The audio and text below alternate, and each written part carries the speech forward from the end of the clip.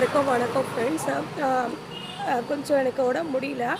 அதனால் ஒரு 2 நாளைக்கு வீடியோ எனக்கு அனுப்ப முடியாது.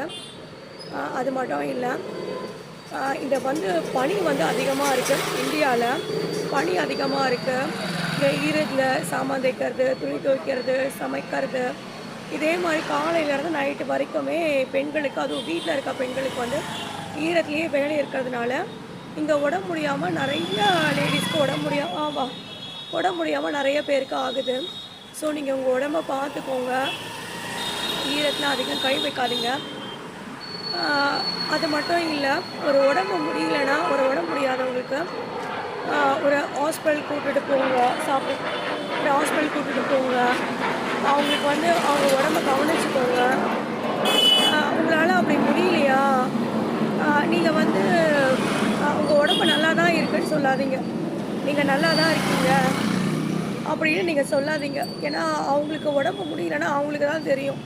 நீ சாப்பிட வேண்டாம்.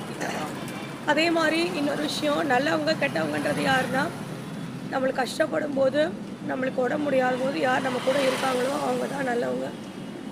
கெட்டவங்க யாருன்னா, நம்மளை உடம்பு முடியாதப்போ நீ நல்லா தான் இருக்குன்னு சொல்கிறவங்க, உடம்பு முடியாதப்போ நம்மளை வேலை வாங்குறவங்க, இவங்க எல்லாருமே கெட்டவங்க தான்.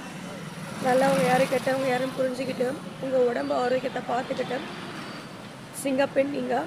நான் இது சொல்கிறது எல்லாமே குடும்ப தலைவிகள் பெண்களுக்காக மட்டும்தான். ஸோ உடம்பை பார்த்துக்கோங்க, ஆரோக்கியமாக இருங்க. ஒரு 2 நாளைக்கு என்னால் வீடியோ போட முடியாது. Thank you friends.